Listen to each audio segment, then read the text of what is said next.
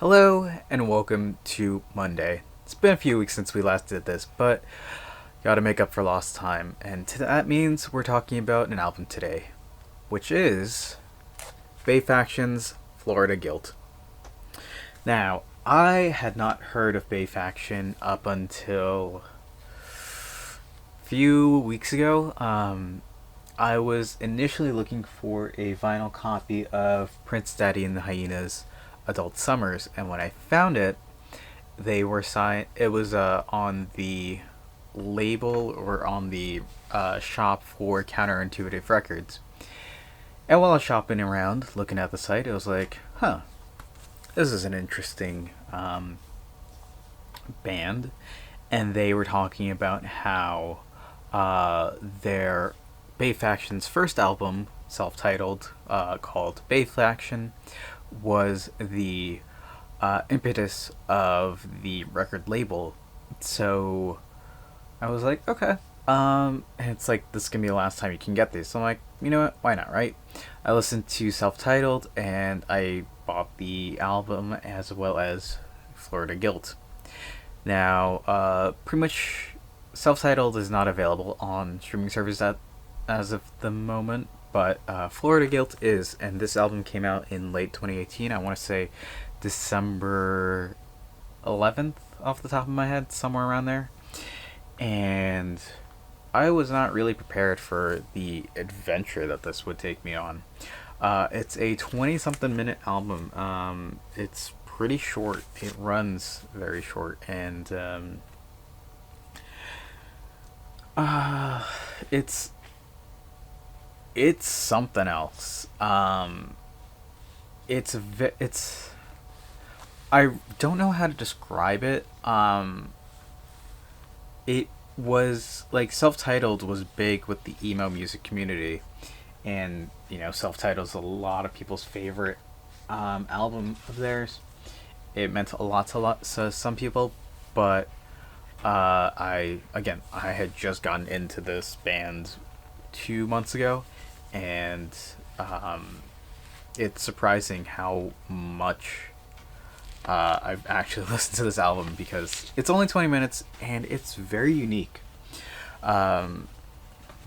This is just, inside cover. It's the band. They actually broke up.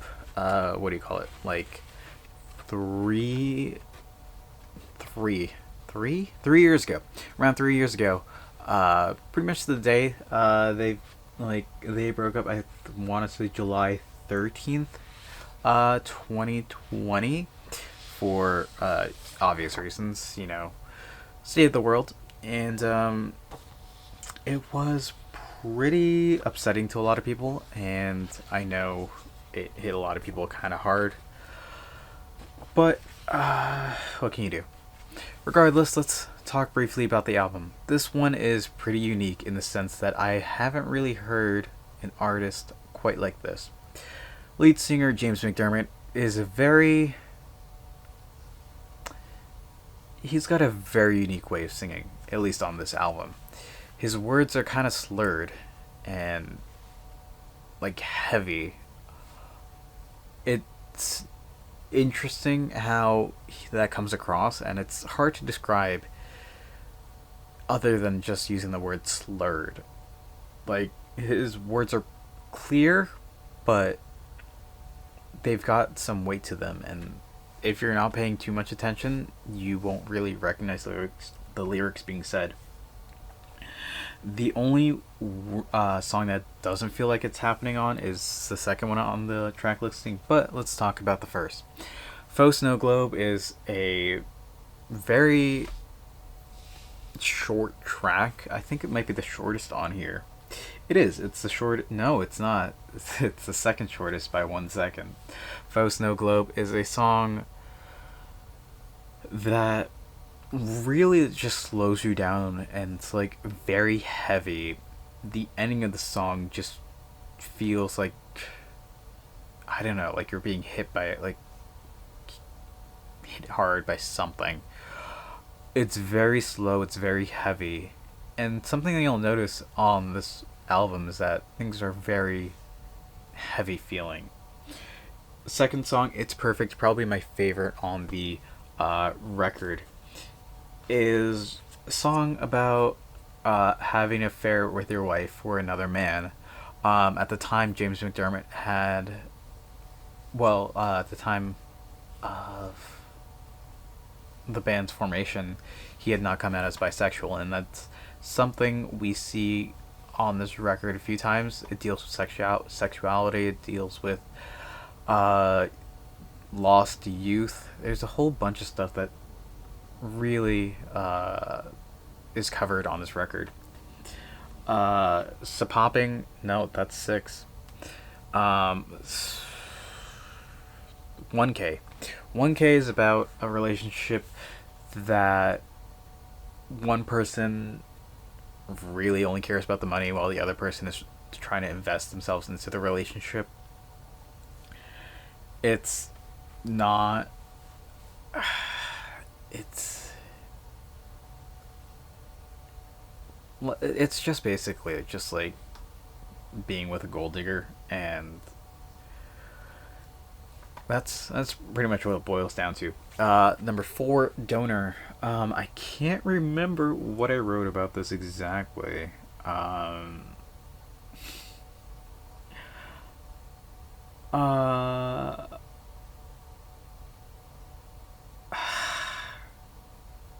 oh, okay. It's a song about what is it? What is it? What did I write? What did I write?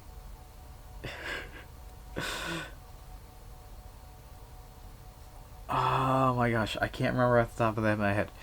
What I wrote is in the review. Read the review for a full breakdown.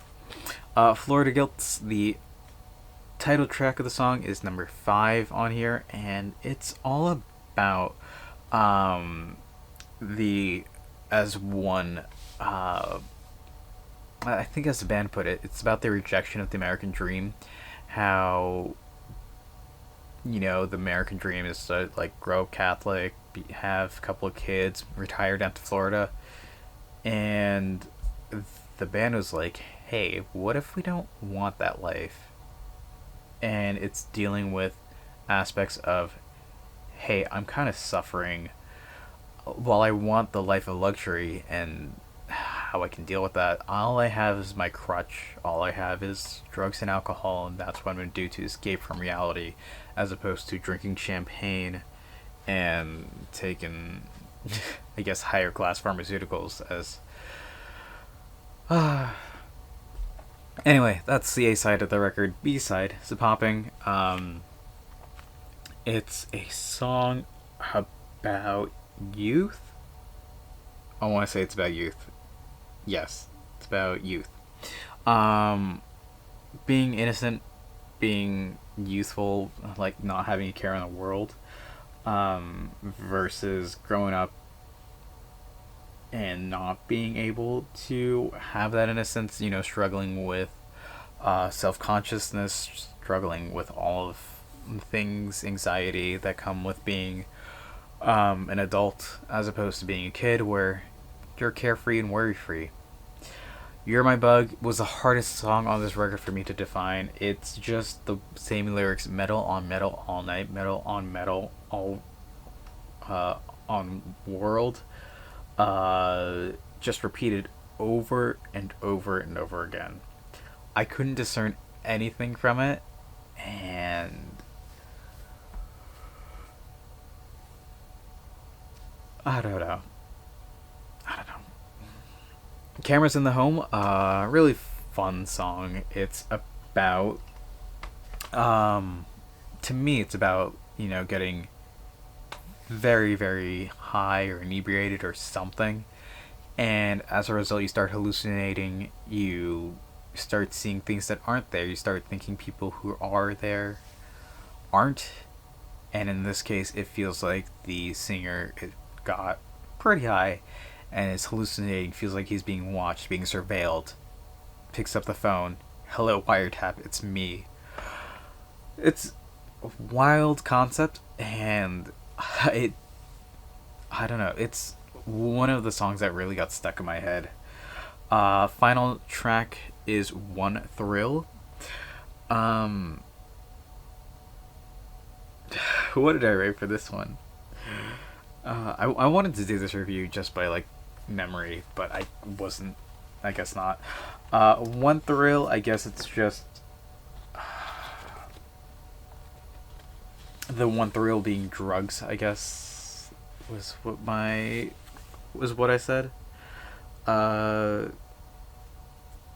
yeah, that one thrill is just your crutch, like while you try to do the best that you can in the world, and there's so many things to be proud of and joyful of, you just have that crutch of drugs and alcohol and booze and just whatever can get you through the day.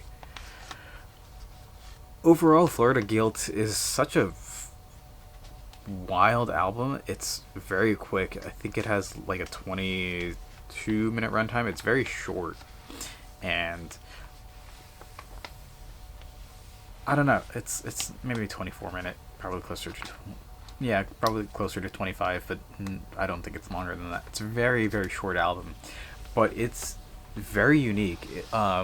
You don't really hear band like I've never heard a band similar to this, and that really stand out to me.